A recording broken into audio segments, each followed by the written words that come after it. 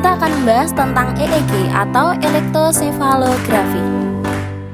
Tapi sebelum kita memulai video ini, ada pepatah mengatakan tak kenal maka tak sayang.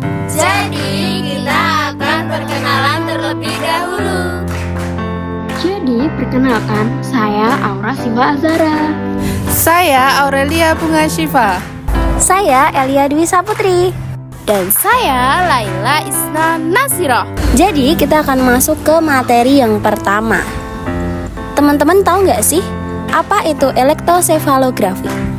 Elektrosefalografi atau EEG adalah pemeriksaan yang berfungsi untuk mempelajari gambar dari rekaman aktivitas listrik di otak, termasuk teknik perekaman EEG dan interpretasinya. Indikasi EEG. Yang pertama, mendeteksi dan menyelidiki epilepsi. Yang kedua, mendeteksi demensia. Yang ketiga, mengecek permasalahan pada orang yang mengalami kehilangan kesadaran. Yang keempat, melihat aktivitas otak ketika seseorang menerima obat anestesi selama operasi otak. Yang kelima, membantu orang yang memiliki masalah psikis seperti rasa gugup. Yang keenam, mendeteksi gangguan fungsi dan struktur otak atau ensefalopati. Jadi kita akan memasuki ke materi selanjutnya, yaitu kontraindikasi. Kontraindikasi elektrosefalografi atau EEG tidak ada bila prosedur dilakukan secara tepat. Pemeriksaan ini bersifat non-invasif sehingga tidak memiliki risiko membahayakan pasien. Namun, sebaiknya EEG tidak dilakukan kepada pasien yang membutuhkan terapi oksigen konsentrasi tinggi. Hal ini karena arus listrik pada mesin EEG dapat menyalakan api saat bersinggungan dengan oksigen, sehingga dapat terjadi kebakaran. Oleh karena itu, penting bagi kita untuk selalu memperhatikan keamanan dalam setiap prosedur medis. Keselamatan pasien adalah prioritas utama. Prakerja EEG. Aktivitas listrik dari otak penderita direkam oleh elektroda perak yang dipasang oleh teknisi yang terlatih pada kulit kepala. Elektroda ini dihubungkan secara berpasangan di atas bagian otak yang berdekatan sehingga arus terdeteksi oleh satu elektroda akan berbeda yang terdeteksi oleh elektroda pasangnya. Perbedaan voltase ini akan bergerak pada pena.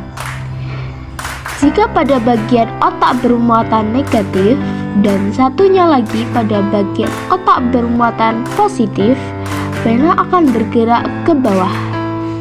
Jika situasinya terbalik, pena akan bergerak ke atas. Jika tidak ada arus dari kedua bagian, otak di bawah elektroda mempunyai arus yang sama. Pena akan menggambar garis otak di bawah elektroda mempunyai arus yang sama. Pena akan menggambar garis datar, biasanya ada 8 pena. Berurutan dan rangkaian akhir dari garis ini mengukur baik kekuatan fluktuasi, perbedaan voltase maupun frekuensi yang selama 45-47 menit dan menghasilkan gambar gelombang otak selama 5 menit. Jika seseorang tegang, EEG akan menunjukkan pola pengaktifan yang tidak sinkron dan bervoltase rendah. Ternyata pemeriksaan elektrosefalografi juga memiliki gelombang-gelombang pada hasil pemeriksaannya. Eits, bukan gelombang cinta, tapi gelombang yang biasa disebut sinyal EEG. Sinyal EEG mengandung komponen-komponen tertentu yang dikenal sebagai gelombang alfa 8-13 Hz, beta 14-30 Hz, theta 4-7 Hz, delta 0,5-3 Hz, gamma 16-100 Hz, serta sensory motor item 12-16 Hz. Perbedaan sinyal EEG tergantung pada frekuensi, amplitudo, pola, serta koneksi. Perlu teman-teman ketahui, ternyata pada Pada pemeriksaan EEG terdapat beberapa alat khusus loh. Yang pertama ada kabel elektroda.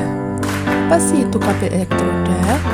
Kabel elektroda adalah cakram logam kecil yang menempel pada kulit kepala. Fungsi dari kabel elektroda tersebut adalah mengukur fluktuasi tegangan yang timbul dari arus listrik di otak. Sistem penempatan kabel elektroda menggunakan 4 titik penandaan kranial universal, yaitu nasion, inion, dan kedua titik preaurikular. Jumlah kabel elektroda biasanya sistem EEG menggunakan 64 atau lebih elektroda. Nah, teman-teman, apakah sudah ada yang tahu apa itu amplifier? Amplifier yaitu perangkat penting dalam merekam aktivitas listrik otak. Fungsinya adalah memperkuat sinyal listrik lemah dari otak yang terekam di kulit kepala. Sistemnya ini sangat krusial karena langsung berhubungan dengan kualitas data yang diperoleh. Alat-alat untuk EEG. Teman-teman ada yang tahu? Apa itu filtering? Alat yang digunakan untuk mengurangi gangguan listrik dan meningkatkan kualitas data EEG. Fungsi filtering menyaring artefak yang berasal dari kontraksi otot kulit kepala dan otot leher dan saat perekaman. Sistem penempatan merujuk pada bagian kita, menentukan jenis filter, frekuensi cut-off, dan urutan penerapan filter dalam proses pengolahan sinyal EEG. Teman-teman mungkin tidak asing dengan topi, tapi kali ini berbeda nih dengan topi lainnya. Topi EEG ini dirancang khusus untuk pemeriksaan. Topi ini mengandung bahan seperti kain dan silikon yang membuat topi menjadi elastis dan nyaman saat digunakan untuk menunjang pemeriksaan. Apa sih fungsi topi EEG? Topi EEG berfungsi untuk menahan elektroda agar tetap berada di posisi yang tepat selama pemeriksaan. Topi ini dilengkapi dengan sensor EEG untuk merekam aktivitas listrik dan otak. Dan yang terakhir ada komputer EEG. Apa sih komputer EEG? Komputer EEG adalah alat yang merekam aktivitas listrik di otak dan menampilkannya dalam bentuk garis gelombang. Fungsi komputer EEG merekam aktivitas otak yang dideteksi oleh elektroda yang dipasang di kepala pasien.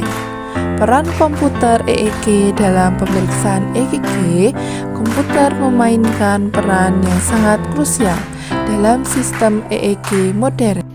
Teman-teman ada yang tahu nggak sih apa itu efek samping dari EEG? Biasanya, orang yang baru menjalani pemeriksaan EEG dan brain mapping, biasanya pasien mungkin merasakan keluhan ringan, seperti kesemutan di bibir, pusing, atau munculnya kemerahan pada area yang tempeli alat. Tapi jangan khawatir ya, keluhan ini biasanya hilang dengan sendirinya tanpa perlu tindakan khusus. Namun, perlu diingat, meskipun sangat jarang ada kemungkinan pemeriksaan EEG dapat memicu kejang. Inilah mengapa penting bagi kita untuk memahami resiko dan manfaatnya, agar dapat memberikan perawatan terbaik pada pasien. Hasil EEG.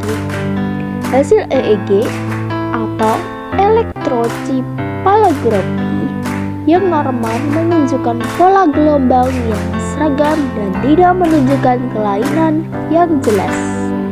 Gelombang otak yang terekam pada EEG saat mata tertutup biasanya lambat dan bertamplitudo rendah yang dikenal sebagai gelombang alfa. Pada orang dewasa yang terjaga sebagai besar gelombang dengan frekuensi 8 Hz dan lebih tinggi merupakan temuan normal.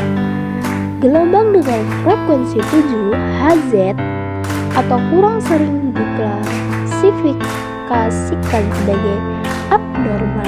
Pada gambar di samping menunjukkan hasil EEG normal dengan ritme alfa posterior aktif 9 Hz pada anak laki-laki berusia 8 tahun yang tidak memiliki riwayat kejang.